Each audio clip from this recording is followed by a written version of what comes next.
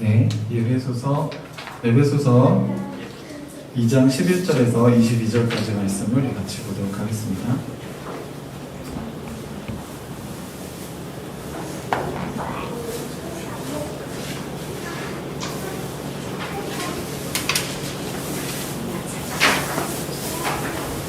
네, 신약성경 에베소서 2장 11절에서 22절. 제가 가진 성경은 272쪽부터 3쪽까지 있네요.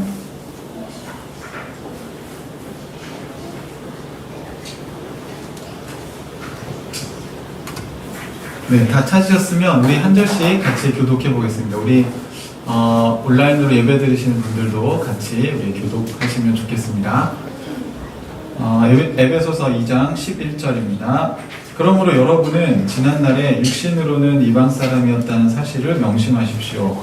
손으로 육체에 행한 할례를 받은 사람이라고 뽐내는 이른바 할례자들에게 여러분은 무할례자들이라고 불리며 따돌림을 당했습니다.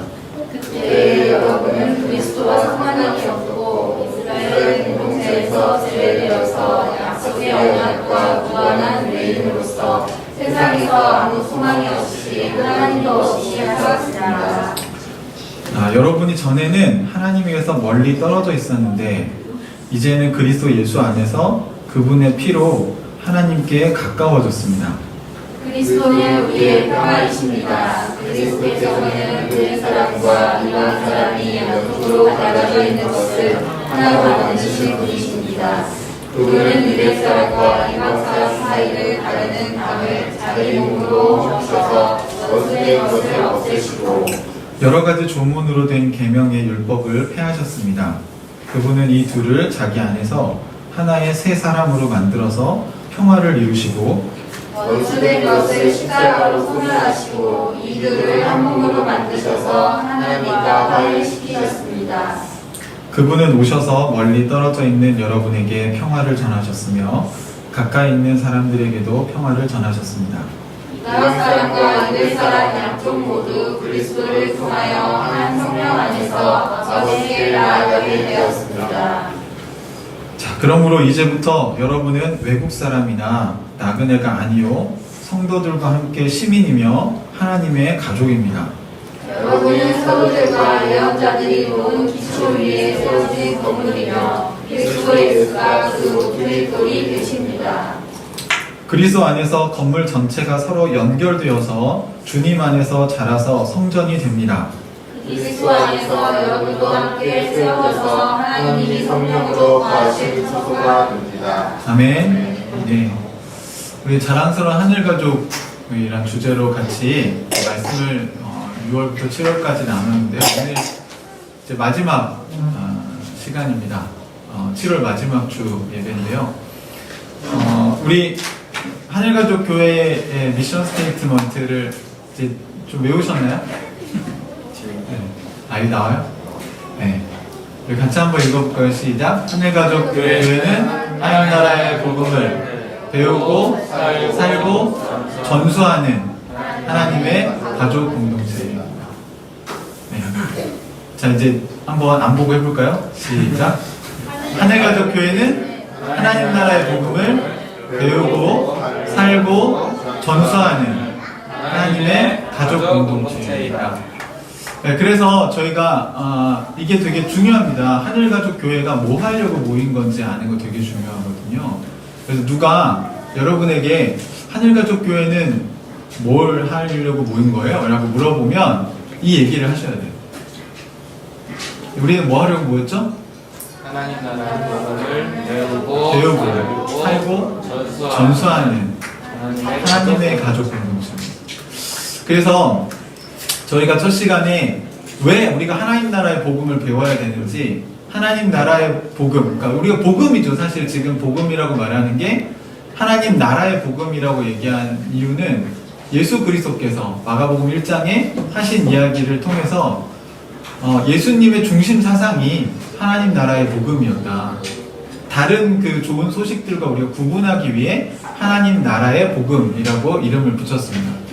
그리고 이 하나님 나라의 복음을 먼저 우리가 배워야 돼요, 여러분. 여러분이 복음을 알아야 복음을 살 수 있는 거죠. 이게 좋은 소식인지 아닌지를 여러분이 먼저 경험을 하고, 여기서 안다고 하는 것은 그냥 지식적으로 아는 걸 얘기하는 게 아니죠. 그래서 여러분이 하나님 나라의 복음을 배워야 될지 말아야 될지를 아주 간단하게 테스트할 수 있습니다. 지금 한번 여러분 생각해 보세요. 여러분이 어떤 찾는 이에게 하나님 나라의 복음을 전해야 된다고 생각해 보십시오. 그럼 여러분 하나님 나라의 복음을 어떻게 요약하시겠습니까? 우리 집에 와.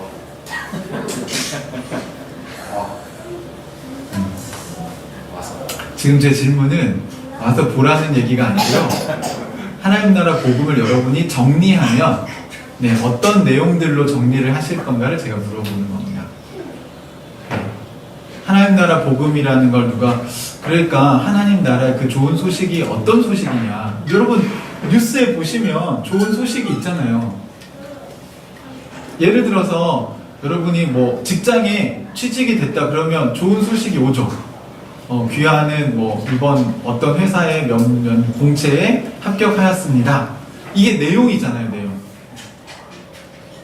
그 내용. 그 내용이 지금 여러분이 정리가 되냐는 거죠.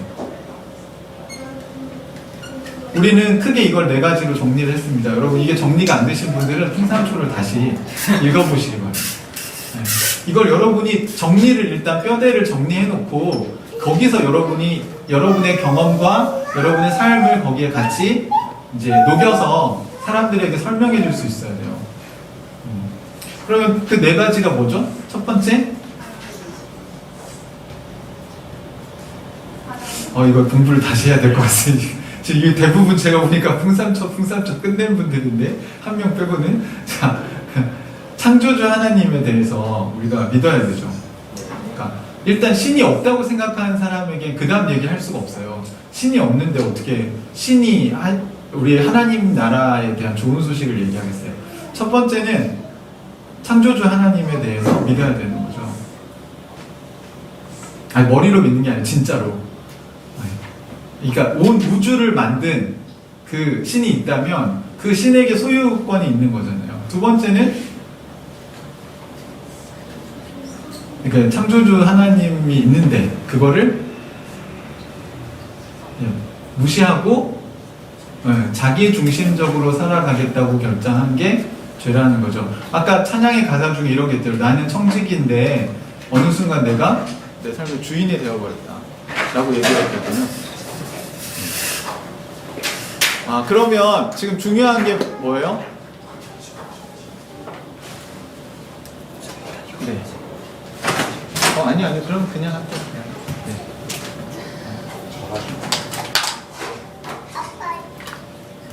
배터리가 나나요?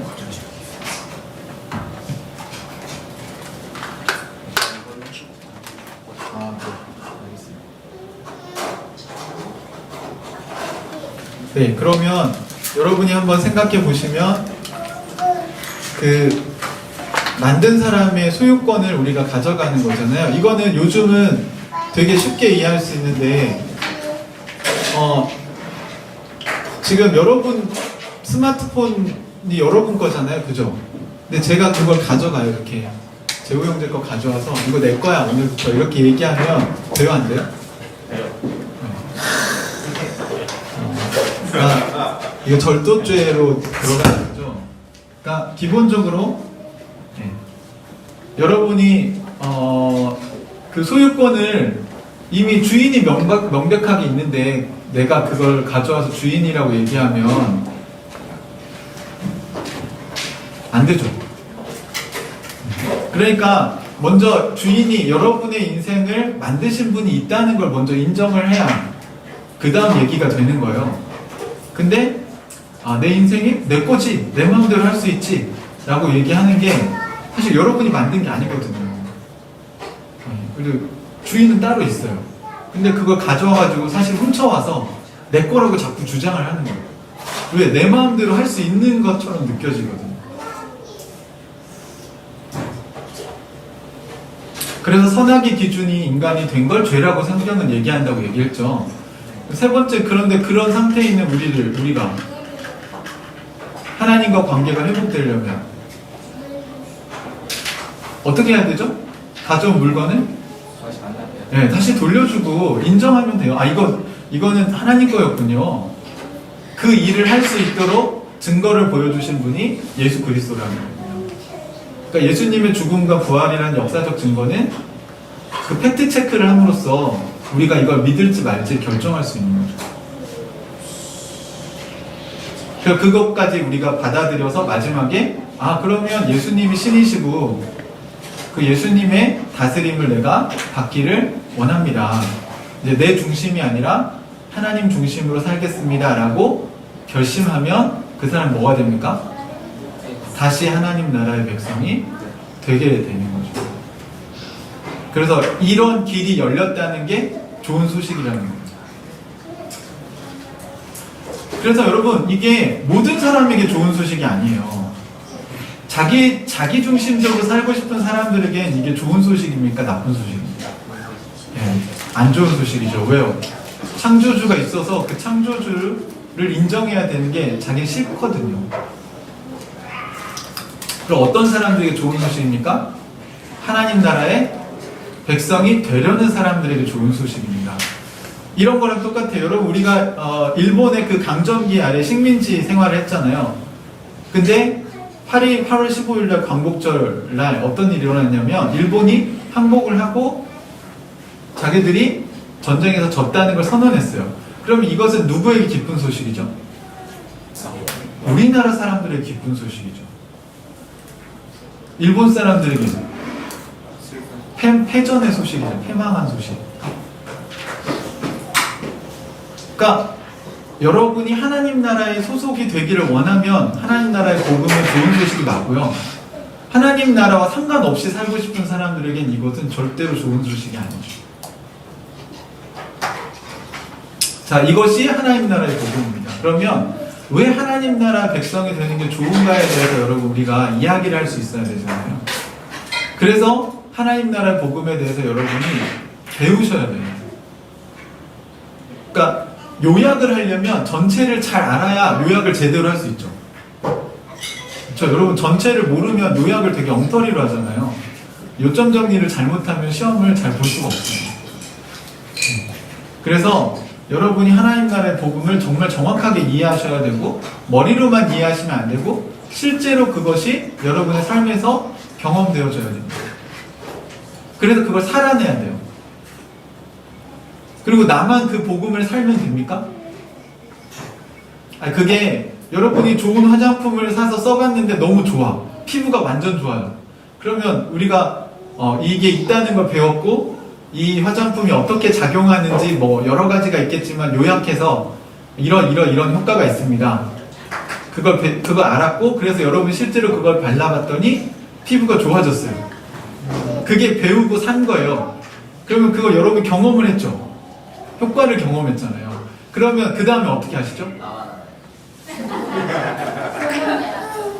죽여놔요? 네.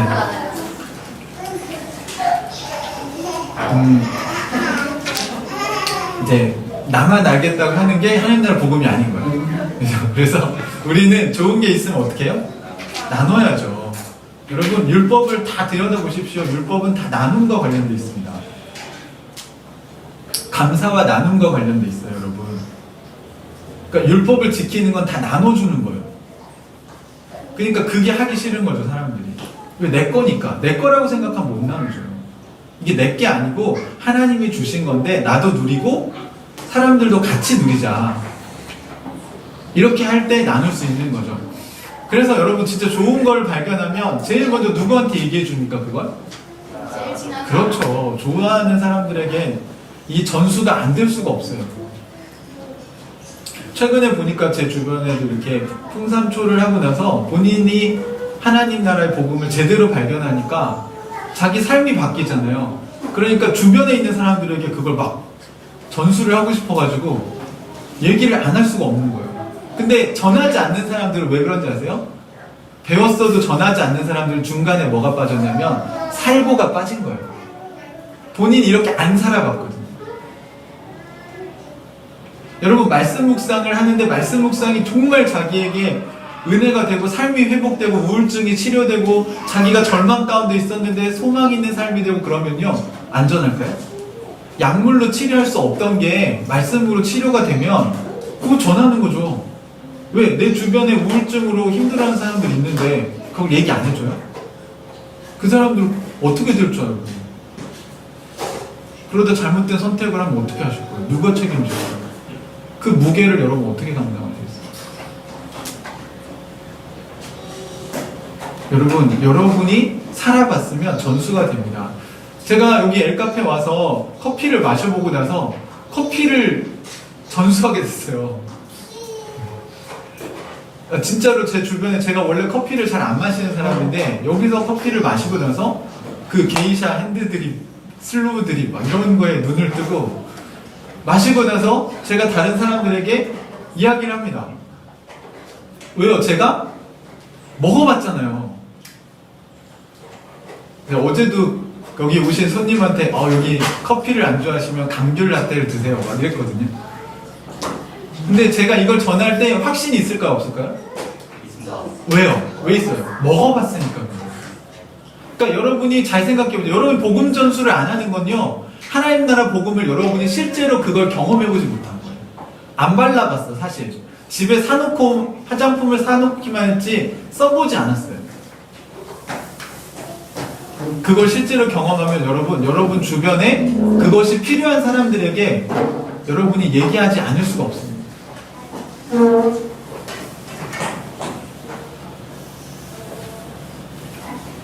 사실 여러분이 알다시피 저는 지난 몇 년간 지금도 사실 조금씩 힘들 때가 찾아오는데 이렇게 살 수 있는 힘이 여러분 저를 보시면 이렇게 살 수 있는 힘이 어디서 왔을까요? 목사라는 타이틀 때문에 제가 살아있는 것 같으세요? 아닙니다. 제가 어제 밤에 누워서 정말 제 인생을 좀 리플렉션 해봤는데 하나님 나라의 복음을 만나지 않았다면 많이 힘들었을 거예요. 어제 밤에 제가 그 커피를 마심으로 말미암아 커피의 힘으로 밤 늦게까지 뭐 할 게 없어서 계속 오늘 전날 설교 묵상하고 자료 찾아보고 또 제 인생을 리플렉션 해보고 그런 시간을 가지면서 하나님 나라 복음을 만난 게 내 인생에 얼마나 큰 은혜인가 나를 돌아보게 됐어요.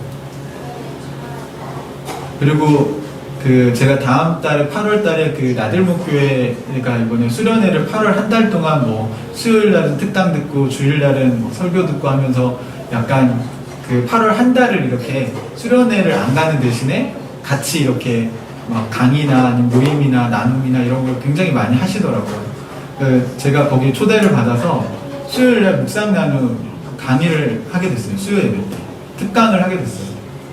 근데 제가 지난 시간 동안 나들목교회가 하나님 나라 복음을 실험하고 거기서 그분들이 그 삶을 20년 동안 사실 같이 살아보고 실제로 그 속에서 삶이 회복되는 사람들이 실제로 있었기 때문에 하나님 나라의 복음을 가르치고 배우고 살고 전수하고 이런 일들을 그 공동체 안에서 계속해서 해보면서 거기서 얻어진 그 하나님 나라 복음을 제가 전수받았잖아요. 제가 알고 있던 복음의 부족한 부분들이 거기에 채워지고 이제 온전한 하나님 나라의 복음을 이제 이해하게 되면서 제 삶이 달라졌고 좀 저는 거기에 대한 빚진 마음이 있었어요. 그런데 그 빚을 조금이나마 갚을 수 있는 기회인 것 같아서 하나님께 되게 감사를 드렸습니다. 어젯밤에 되게 감사했어요. 사랑하는 형제자매 여러분, 하나님 나라의 복음을 우리는 잘 배우고 싶은 사람들의 모임이에요. 그래서 우리 그거 같이 얘기해야 돼요. 뭐가 진짜 하나님 나라의 복음이냐? 성경이 얘기하는 하나님 나라는 어떤 거냐? 그리고 그걸 실제로 우리가 살아봐야 돼요, 여러분. 우리 여기서 말씀을 들었잖아요. 그럼 그걸 살아봐야 돼요. 우리 설교 중에 말과 혀로만 사랑하지 말고 행함과 진실함으로 하자 이렇게 말씀을 들었잖아요. 그렇죠?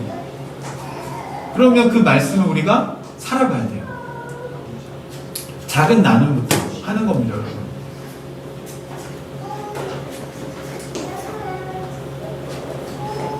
우리 지난주 마음으로 드린 예배 볼 때마다 전 되게 감격스러워요. 저는 저 고백들이 그냥 나온 게 아니라고 생각해요. 모르겠습니다. 남에게 보여주기 위해서 나눔을 하시는 사람들이 있으실 수도 있겠지만, 하지만 실제로 자기의 삶에 있던 걱정과 근심과 염려의 원인이 무엇이고, 그리고 내가 그걸 어떻게 주님께 맡기게 되었는지를 같이 고백할 때, 본인들이 하나님 나라의 복음, 또 말씀이 삶에서 어떻게 경험되어지는지를 이야기해 줄 때, 저는 나만 경험하는 게 아니라 저 사람도 경험을 하는구나. 이 화장품 써봤는데 나만 좋아진 게 아니라 저 사람도 좋아졌구나. 그러면 우리 같이 공감하죠. 맞아, 그치. 너도 써보니까 되게 좋지 않냐? 우리가 이렇게 같이 공감할 수 있잖아요. 그래서 사실 교회는요, 그걸 같이 살면서 공감하고 경험하는 사람들의 모임이에요. 그러면 그걸 자연스럽게 전수하게 되죠. 그걸 하기 위해서 모인 하나님의 가족 공동체가 교회입니다. 오늘은 그 하나님의 가족입니다 라고 아예 대놓고 얘기하는 성경 본문을 여러분과 같이 한번 읽었습니다. 교회는 무엇일까요? 하나님 나라로 연결된 사람들이라는 것이죠. 작년 통계 자료를 보니까요, 가나안 성도들이 한국 교회에 200만, 최소 150만 정도가 지금 있다고 합니다. 가나안 성도가 뭔지 아시죠? 네, 가나안을 거꾸로 하면 안 나가 이렇게 되잖아요. 그래서 교회를 안 나가는 성도들을 가나안 성도들이라고 불러요. 그런데 여기에는요, 가나안 성도들이 가지는 딜레마가 있습니다. 그게 뭐냐면, 교회를 안 나가는 성도들이잖아요.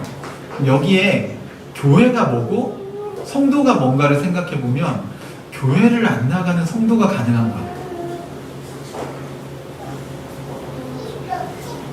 여기서 딜레마는 앞에 있는 교회에 대한 정의가 뭐고 성도에 대한 정의가 뭐냐에 따라 달라지는 거죠.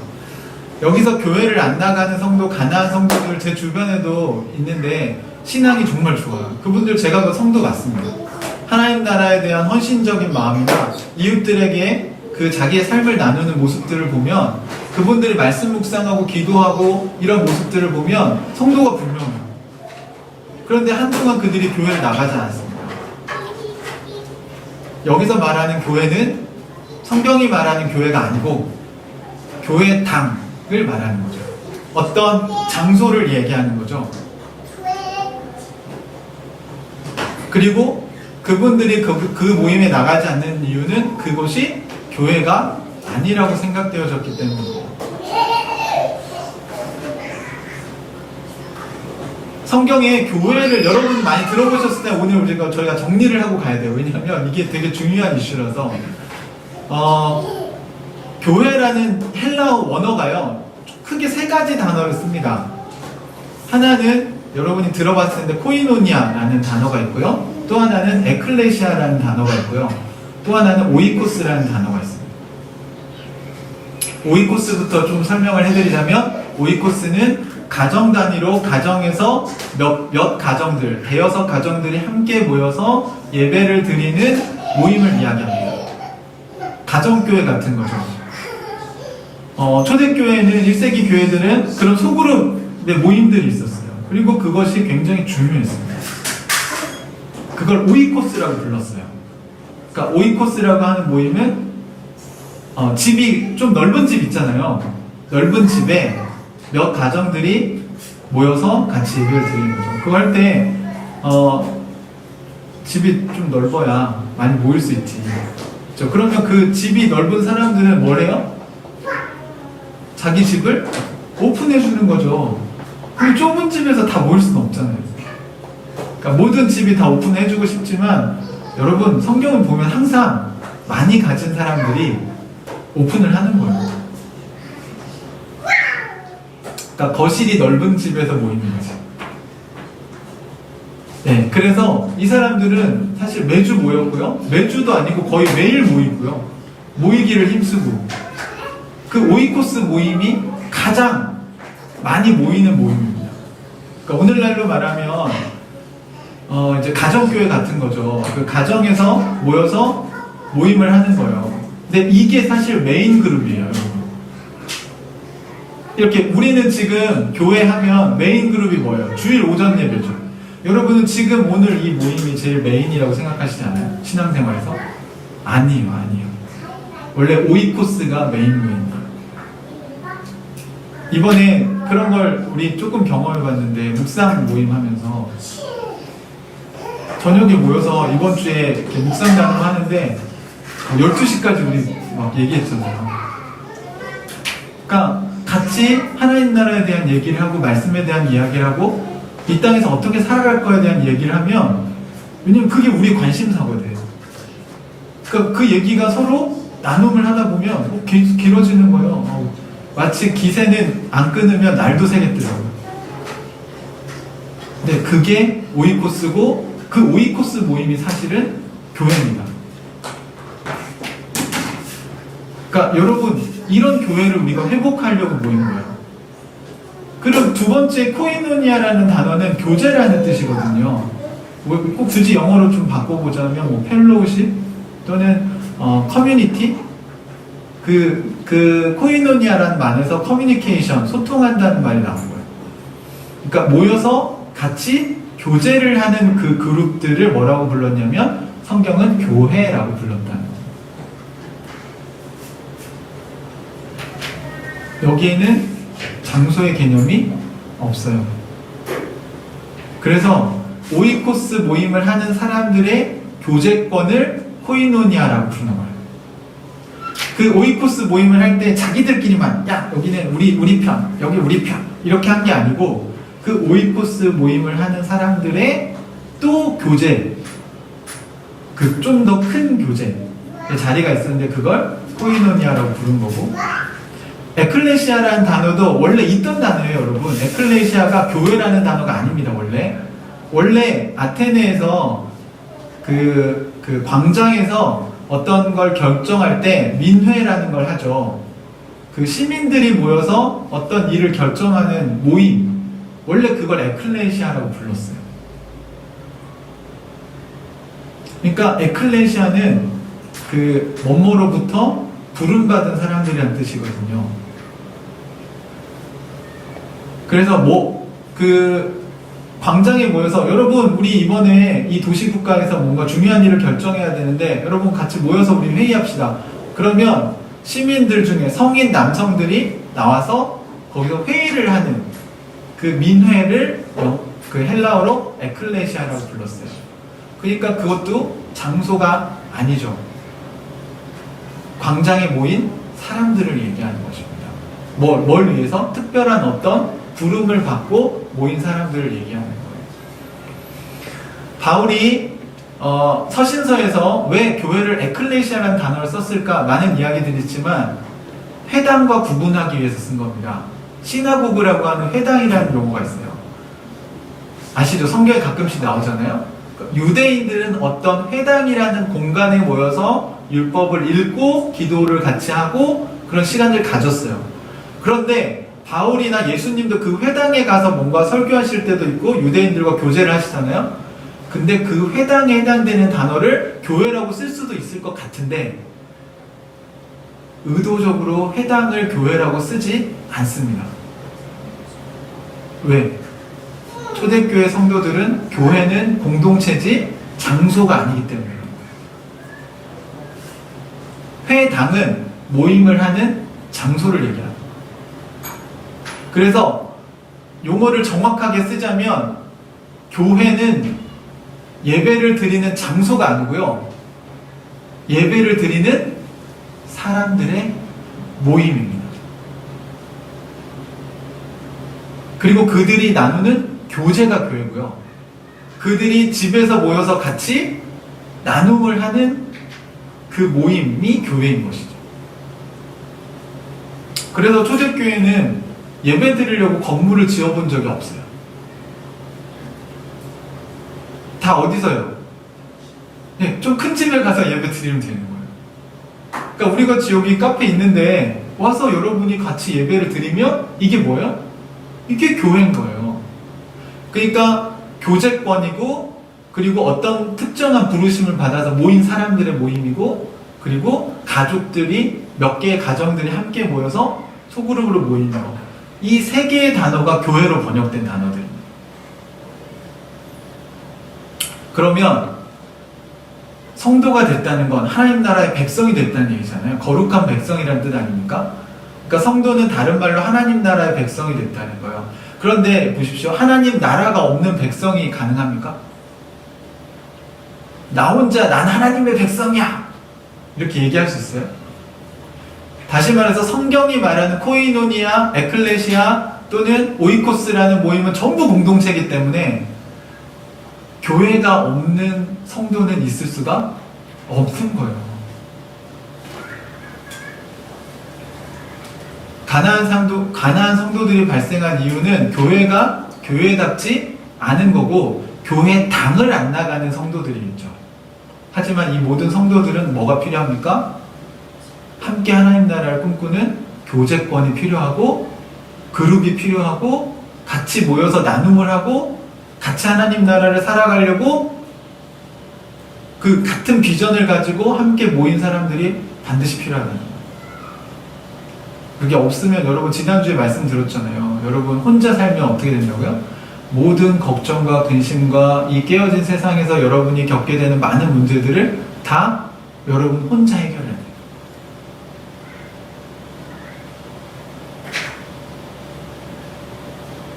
오늘날에는 이사침 센터가 와서 이사를 해주니까 괜찮을지 모르겠지만, 예전에 저 어렸을 때만 해도 이사 갈 때요, 가족들이 와서 안 도와주면 어떻게 합니까?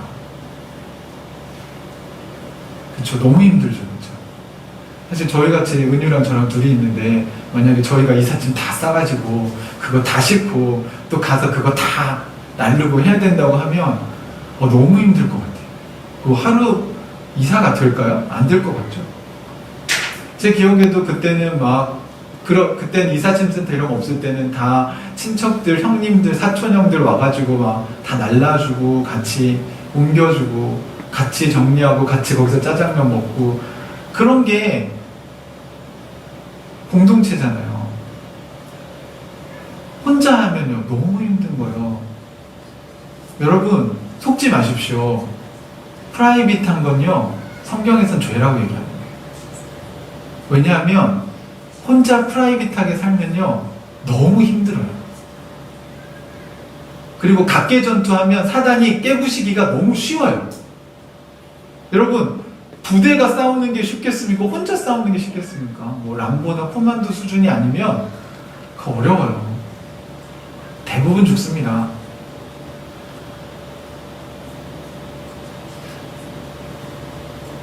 그래서 교회가 없는 성도는 사실은 말이 안 되는 표현입니다. 우리 모두에게 뭐가 있냐면 하나님의 가족이 있어요. 사실 이건 축복입니다. 그리스도인이 된 축복 중에 하나는요, 우리가 예수님 믿는 순간 우리에게 뭐가 생기냐면 새로운 가족 공동체가 생긴다는 거예요.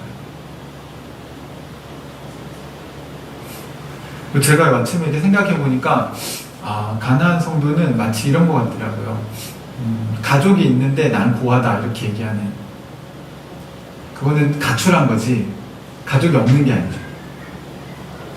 예를 들어서 응선이가 난 고아예요 뭐 이렇게 얘기하는 건 말이 안 되는 거예요. 부모님 버젓이 살아계시고 가족이 있는데 나는 고아고 난 혼자 살아갈 거예요. 그게 프라이빗을 주장하는 거예요. 여러분 프라이버시를 계속 얘기하면서 여러분의 삶을 오픈하지 않으면, 여러분이 행복해진다면 그렇게 하세요. 하지만 교회는 그게 아닙니다. 교회는 코이노니아, 교제라는 곳이고, 에클레시아, 사람들을 부름받은 사람들의 모임이고, 오이코스, 소그룹으로 모여도 한 가정이 아니라 최소 4-5가정이 함께 모인 모임을 얘기합니다. 네, 그러면 여러분 사실은요 육아도 쉬워지고요. 경제적인 부담도 덜고요. 우리가 같이 나누면, 함께하면 더 쉽게 이겨낼 수 있습니다. 그건 폐를 끼치는 게 아니에요. 여러분 도와달라고 얘기하세요. 도와줄 수 있는 분들이 우리 공동체 가운데 있다면 도와줄 수 있죠.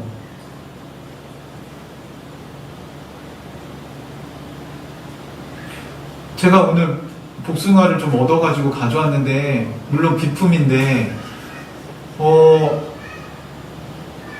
돈을 주고 사 먹어야 되는 건 아니잖아요. 내가 이게 많으면 집에 놔두면 다 썩어서 없어질 건데 그걸 굳이 내 거라고 가지고 있고 나누지 않을 필요가 있습니까?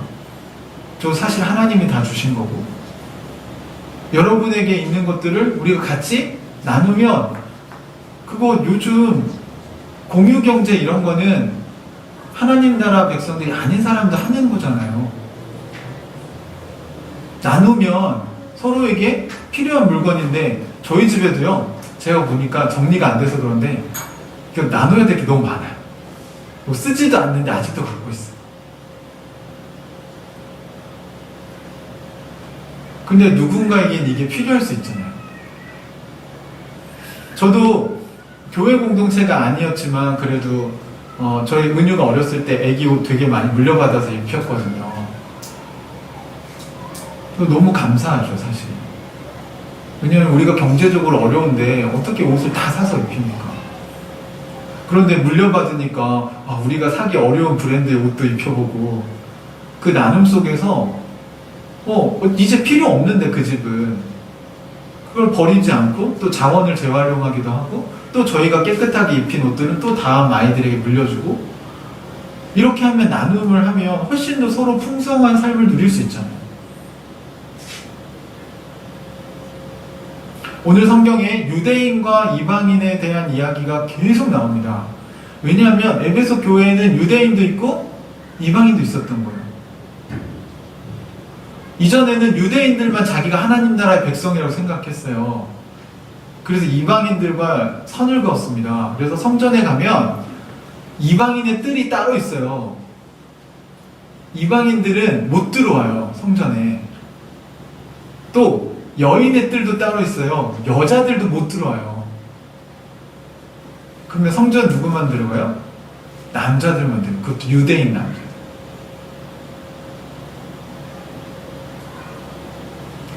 구약시대에 그런 율법이 있었던 이유가 있었죠. 그렇지만 예수 그리스도께서 오시면서 하나님 나라를 선포하신 이후에는 뭐가 없어졌어요? 그 담이 허물어졌어요. 바울이 지금 그 얘기를 하는 거예요. 교회에는 그게 없어졌다. 심지어 에클레시아라는 단어를 쓸 때도 민회에는 아테네의 성인 남자들만, 투표권 있는 남자들, 회의에 참여할 수 있는 사람들만 참석을 했어요.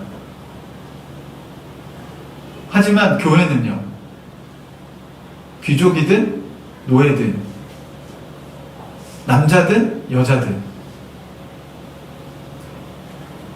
신분에 차별을 하지 않고 누구나 교회 공동체에 에클레시아로 참여할 수 있었다는 것입니다. 이게 너무 파격적인 거였어요, 그 당시에는. 그 당시에는 계급사회가 너무 당연한 지배 이데올로기로 받아들여지는 시대인데, 교회는 그걸 깨트려버린 거예요.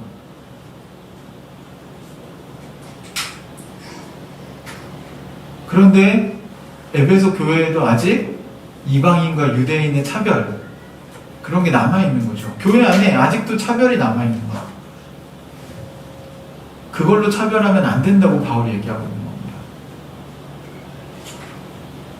여러분이 아시는 지금 이 성경의 핵심은요, 교회 안에 유대인 출신의 그리스도인과 이방인 출신의 그리스도인이 있는데 그들이 아직도 약간 어색한 거예요. 왜냐면 그동안 너무 서로에 대해서 적대시했기 때문에. 그래서 오늘 성경에 보시면 13절을 한번 읽어보실래요? 13절 같이 한번 읽어봅시다. 시작. 여러분이 전에는 하나님에게서 멀리 떨어져 있었는데 이제는 그리스도 예수 안에서 그분의 피로 하나님께 가까워졌습니다. 여러분 제가 하나님 나라에 이 중요한 시제가 있다고 말씀드렸죠. 성경에 보면 시제가 항상 나와요. 이전에는. 하지만 지금은. 이전에는 어땠다고요? 하나님에게서 멀리 떨어져 있었어요. 이거 누굴 얘기하는 겁니까? 이방인 그리스도인들을 얘기해요. 에베소 지역에 살고 있던 이방인이었던 사람들은 예전에 하나님과 관계가 어땠어요? 멀리 떨어져 있었어요. 왜? 하나님에 대해서 인정하지도 않았고 관심도 없었어요. 그런데 지금은, 이제는 어떻게 됐습니까?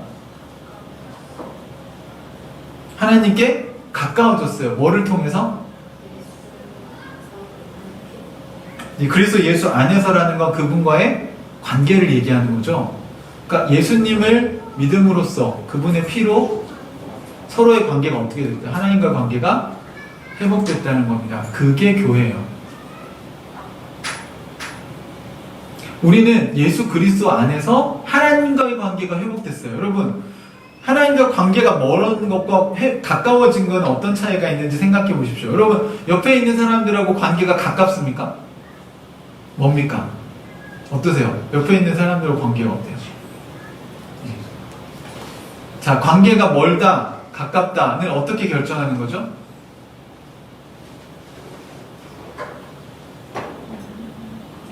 제가 너무 어려운 질문을 했습니까? 자, 관계가 먼 사람들하고는 어때요? 연락을 잘합니다. 네, 관계가 가까운 사람들은 자주 하죠. 그죠? 그거예요, 여러분. 그러면 예전에는 하나님하고 관계가 멀었으니까 연락을 잘 안 했죠. 모르는 사람인데. 근데 하나님과 관계가 가까워졌으니까 하나님하고 연락을 이제 자주 한다라는 거예요. 그러면 교회는 어떤 사람들의 모임이에요? 하나님과 연락을 자주 하는 사람들의 모임이에요. 하나님이랑 친한 사람들의 모임이라고요. 가까워진 사람들의 모임이에요. 여러분 예수님을 믿고 하나님 나라 백성이 됐다는 건 하나님과 관계가 어떻게 됐다는 거예요? 가까워졌다는 거예요, 여러분. 가까워졌다는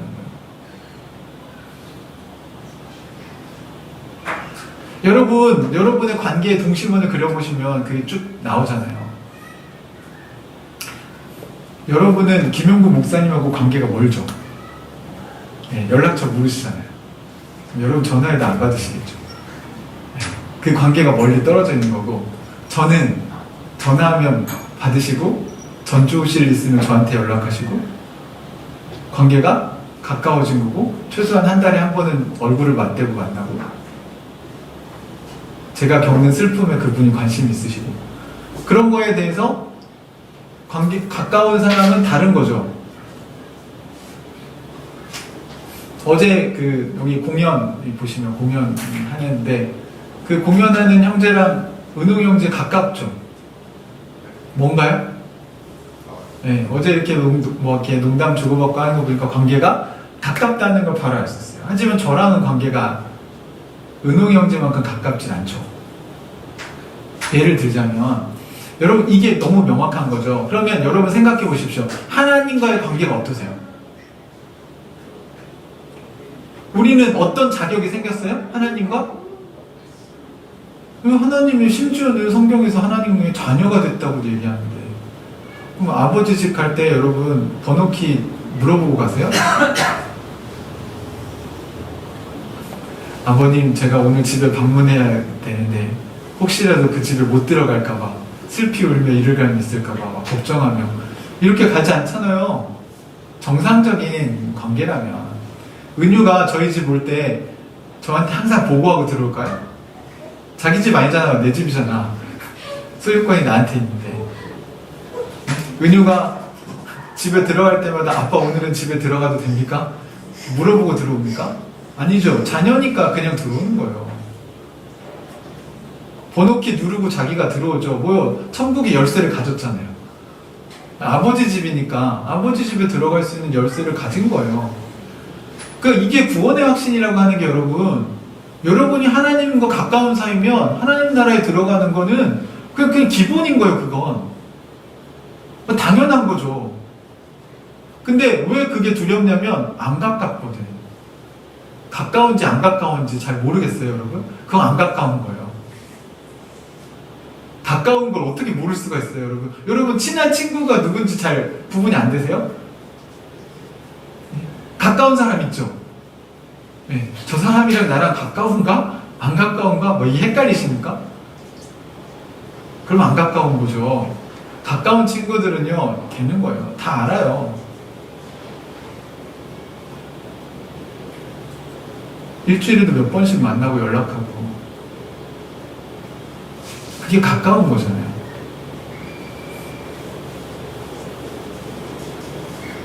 하나님의 가족 공동체라고 하는 것은 여러분 하나님의 가족 공동체요. 하나님이랑 친한 사람들, 하나님이랑 가까워진 사람들의 모임입니다.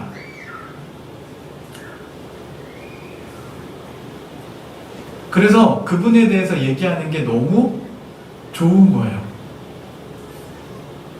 제가 보니까 여러분 같이 공감대가 이렇게 형성되는 어떤 드라마만 하나 있어도 야, 그 드라마 가지고 얼마나 얘기를 많이 해요. 그죠?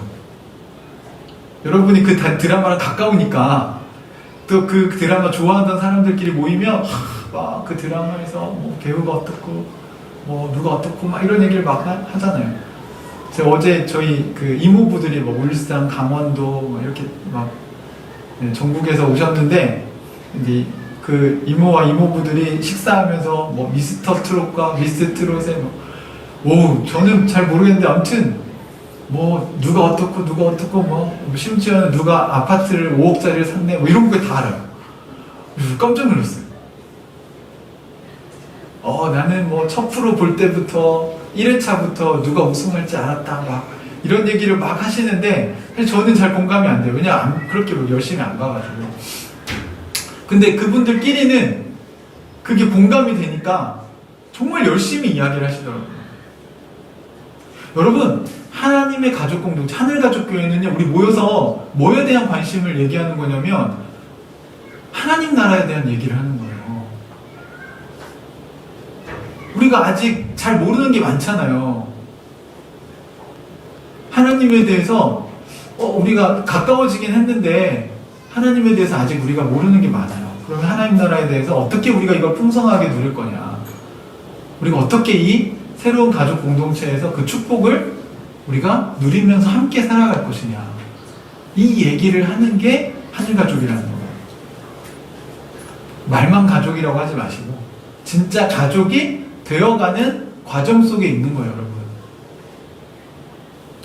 이게요, 여러분, 결혼을 해도요, 가족이 바로 되는 건 아닌 것 같아요. 물론 행정 서류상 가족이 됐지만 부부가 서로에 대해서 아직 모르는 게 많아요.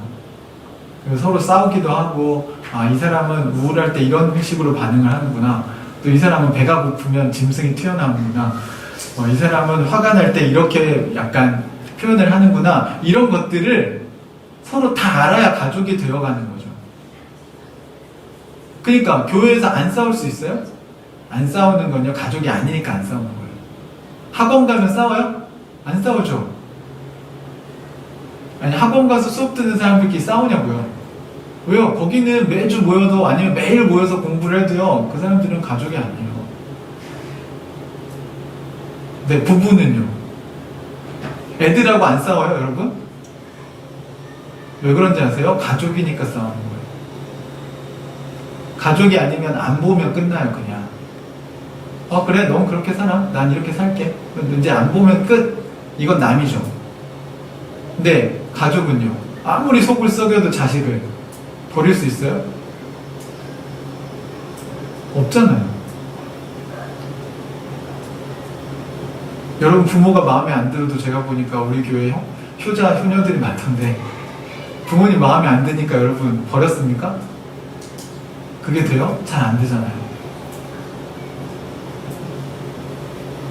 사랑하는 형제자매 여러분, 거기서 우리가 누리게 되는 안정감이 있어요.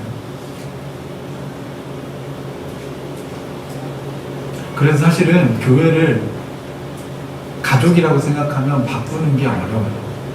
근데 오늘날은 왜 이렇게 교회를 옮기는 게 쉽냐면 가족이 아니거든. 성경이 말하는 교회가 아니거든. 코이노니아, 오이코스, 에클레시아가 아니기 때문에 그런 거예요.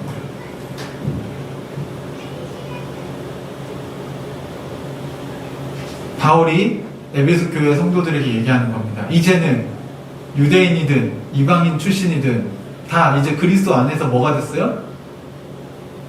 가족이 되었으니까 서로 어떻게 하라고요? 네, 누구 때문에? 서로 사랑해야 되는 하나가 돼야죠. 누구 때문에? 예수 그리스도 때문에. 그 비유를 오늘 뒤에 두 가지 비유를 들었어요. 첫 번째 비유는 19절을 같이 한번 읽어보겠습니다. 시작.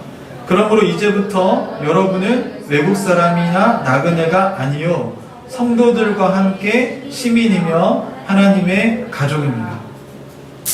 그러니까 성도들과 함께 뭐가 됐어요?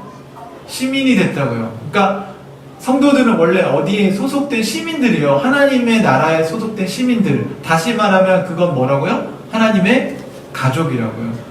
옛날 성 안에 같이 사는 사람들은 전쟁이 나면요 같이 싸워야죠. 전쟁에서 지면 성 안에 있는 사람 공동체 전체가 힘들어집니다. 성이 무너지면 그들의 삶도 무너져요. 그런 것처럼 시민과 공동체는 같이 가는 거예요. 여러분 오늘날의 개념으로 생각하시면 안 돼요. 하나님 나라의 시민들은 하나님의 가족인 거고.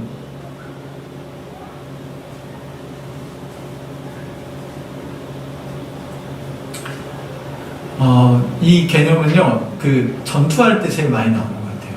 전우들이 쓰러지면 난 어떻게 돼? 나도 죽어요. 여러분 옆에 있는 지체들이 쓰러지면 우리도 무너져요. 여러분 우리 옆에 있는 지체들을 살려야 돼요. 관심을 가져야 됩니다. 지금 힘들고 어려운 상황 가운데 있는 지체들이 있다면 우리가 많은 건 도와줄 수 없을지라도 여러분 우리가 조금씩 도와줄 수 있잖아요. 조금씩. 그거는 꼭 늘 말씀드리지만 물질적인 것만 얘기하는 건 아니에요. 따뜻한 말 한마디를 나눠줌으로써 그 사람의 삶을 천국이 되게 할 수도 있습니다.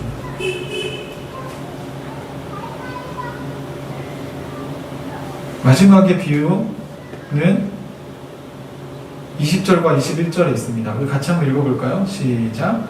여러분은 사도들과 예언자들이 놓은 기초 위에 세워진 건물이며 그리스도 예수가 그 모퉁이 돌이 되십니다. 그리스도 안에서 건물 전체가 서로 연결되어서 주님 안에서 자라서 성전이 됩니다.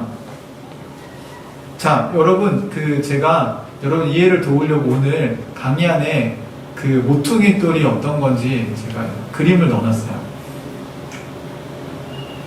열심히 찾았습니다. 네.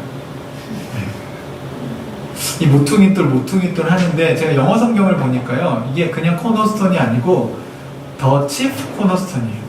그러니까 코너스톤 중에 우두머리. 그게 뭐지? 왜 더 코너스톤과 더 치프 코너스톤 뭐가 다른 거야? 하고 찾아보니까 여기 보시다시피 여러분 이 코너에 보시면 모퉁이 돌 중에 맨 밑에는 어떤 걸 놔요? 네, 엄청 큰 걸 놨죠. 네, 얘는 땅에 살짝 들어가게 해서 그리고 되게 큰 돌을 놔서요 옆으로 이어진 벽돌들이 다 버틸 수 있게 잡아주기도 하고 실제로 건물을 지을 때 기초 역할을 하기도 합니다. 그래서 기초석이라고도 얘기하고요. 그러니까 이 치프 코너스톤이 예수 그리스도시라는 거예요. 여기 보시면 그림에 보시면 이 코너스톤이 있으니까 옆에 있는 돌들이 쭉 쌓을 수 있는 거죠. 이해되십니까? 그러니까 파운데이션을 역할을 해주는 게 이 코너스톤이고요. 이 코너스톤을 놔야 내가 건물을 어느 정도 크기의 건물을 지을지를 결정할 수 있는 겁니다. 그러니까 되게 기초이면서 또 기반이 되는 아주 중요한 돌이죠. 이게 시작점이에요, 여러분. 이 코너스톤을 놓고 시작하는 겁니다. 제가 파운데이션을 생각해 보니까 자매들 파운데이션을 얼굴에 바르시죠? 제가 어제 그것도 조사해 봤어요. 기초 화장의 중요성. 기초 화장이 잘 되지 않으면 무슨 문제가 발생하나? 그 위에 화장이 먹질 않는다. 그러니까 메이크업 베이스라고 하는 게 되게 중요하더라고요. 예, 진짜 설교하려고 별걸 다 제가. 그러니까 형제들 기초 체력이 안 되면 어떤 운동을 해도 안 돼요. 제가 축구를 좋아하는데 기초 체력이 안 되니까 조금만 뛰어도 힘들어요. 그 다음에 기술을 쓸 수가 없는 거예요. 자매들 파운데이션이 나쁘면요, 그 위에 색조 화장은 안 먹는 거잖아요. 제가 보니까 이 메이크업 베이스는 피부에 좋은 걸 써야 되고 피부 전체에 바르는 거기 때문에 되게 중요한 역할을 한다고, 그게 잘 되지 않았을 때 들뜨거나 피부가 되게 좋지 않게 보이는, 그러니까 커버가 안 되는, 여기로 여러 가지 문제가 생기는데, 이 파운데이션이라고 하는 거, 기초라고 하는 거 굉장히 중요하다는 거죠.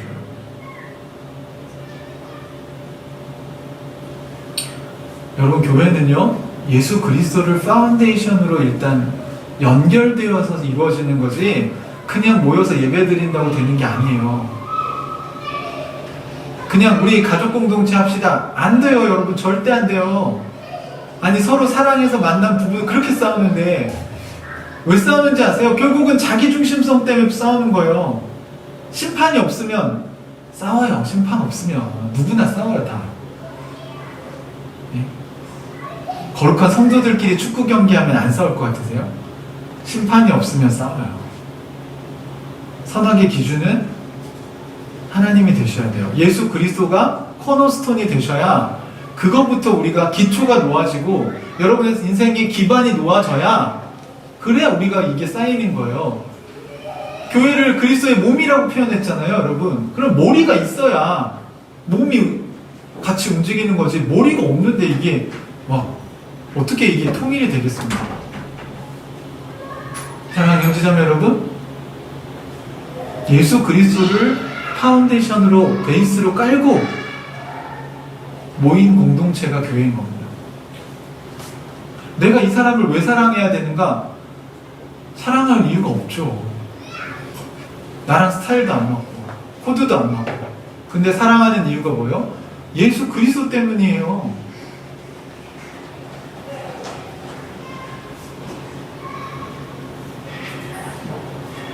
제 성격대로 아이를 키울 수도 있지만 제가 그렇게 하지 못한 이유는 예수 그리스도 때문입니다. 그런데 그 예수 그리스도를 코너스톤으로, 베이스로 깔고 제 인생을 살아보니까 아이와의 관계도 더 선한 방향으로 이끌어지고 제가 의도했던 그런 관계들이 형성이 되더라고요. 우리 누구나 좋은 관계, 서로 사랑하는 관계를 원해요. 근데 잘 안 되잖아요. 자기중심적으로 되면 그게 다 깨져요. 그런데 예수 그리스도를 파운데이션으로 깔면, 기초를 잘, 여러분이 기초 화장을 잘 하시면 그 다음에 여러분의 인생이 잘 쌓이는 겁니다. 여러분 보십시오. 이 코너스톤이 틀어져 있다고 생각해 보세요. 아니면 이 코너스톤이 없다고 생각해 보세요. 이 건물 어떻게 될까요? 그냥 무너집니다. 그냥 무너져요.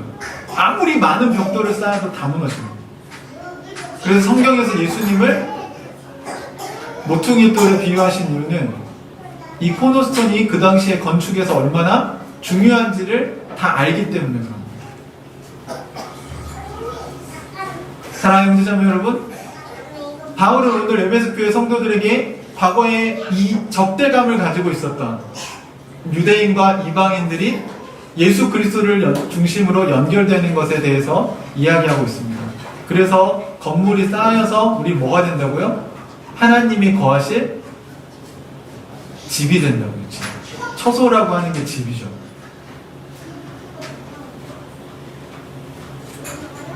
여러분, 우리 하늘가족교회는 하나님이 거하시는 집을 만들 건데요, 그건 건물이 아니라 여기 있는 형제자매들이 같이 예수 그리스도를 모퉁이 돌로, 기초로 함께 연결되어져서 만들어지는 것을 이야기합니다. 여러분 한 사람 한 사람이 살아있는 리빙스톤, 벽돌이고요, 여러분 한 사람 한 사람이 굉장히 중요한 역할을 합니다. 물론 코너스톤으로 출발점을 삼아서 여러분이 좋은 벽돌이 또 건강한 벽돌이 되셔야죠. 그렇잖아요? 벽돌 하나가 무너지면 그쪽도 무너질 수 있어요.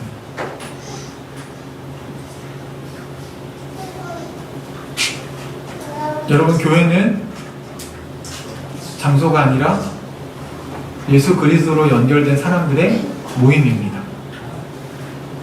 먼저 여러분 자신이 예수 그리스도와 연결되어져 있는지, 하나님과 가까워졌는지 점검해 보시고, 그리고 그럼 예수 그리스도를 코너스톤으로 여러분과 지금 손잡고 함께 지어져 가는 사람들은 누구인가 생각하십시오. 하늘가족교회는 하나님 나라의 복음을 배우고 살고 전수하는 하나님의 가족 공동체입니다. 우리가 함께 하나님을 경험하면서 지어져 가기를 소망합니다. 8월에 우리는 수련회를 함께 갖기로 했는데, 그 수련회 시간에 우리는 나눔이 깊어지는 그런 공동체를 주제로 삼고 그걸 경험해 보고자 합니다. 그러려면 여러분 한 사람 한 사람이 예수님과 연결되어져야 합니다. 그리고 예수님과만 연결되면 안 되고, 한쪽엔 코너스톤, 다른 한쪽에 여기 있는 형제 자매들과 연결되어져야 합니다. 그것이 성경이 말하는 교회예요. 이 시간에 같이 기도하는 시간을 갖겠습니다.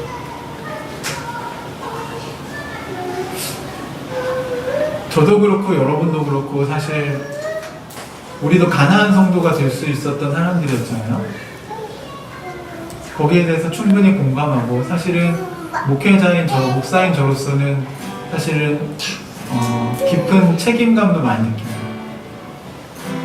그래서 저는 우리 하늘가족교회가 가난한 성도들이 올 수 있는 코이노니아, 에클레시아, 오이코스 같은 모임이 되기를 소망하고 있습니다. 괜찮아요. 네. 아이는 원래 떠드는 게 맞고, 여러분 중요한 건 이런 아이들 이렇게 해도 우리 예배에 집중할 수 있잖아요. 그렇죠? 막 조용히 시켜 막 이렇게 하는 게 아니라, 네? 아이들도 같이 예배 드릴 수 있고, 가난한 성도들도 그 안에 있는 그 코이노니아에 대한 갈급함, 그들이 경험하고 싶었던 진정한 공동체, 여러분 우리가 예수 그리스도를 기초로 한 그런 교회가 되기를 같이 기도했으면 좋겠습니다. 가난한 성도들이 올 수 있는 그런 교회를 좀 이루어갔으면 좋겠습니다. 그들을 환대해주고 그들과 기꺼이 함께 갈 수 있도록 격려해주는 그런 하늘가족 식구들이 되었으면 좋겠습니다. 우리 오늘은 우리 교회를 위해서 같이 한번 기도합시다. 우리가 그런 교회가 될 수 있도록, 성경이 말하는 코이노니아, 또 에클레시아, 오이코스의 의미가 살아나는 그런 교회가 될 수 있도록 같이 한번 기도했으면 좋겠습니다. 같이 기도하겠습니다.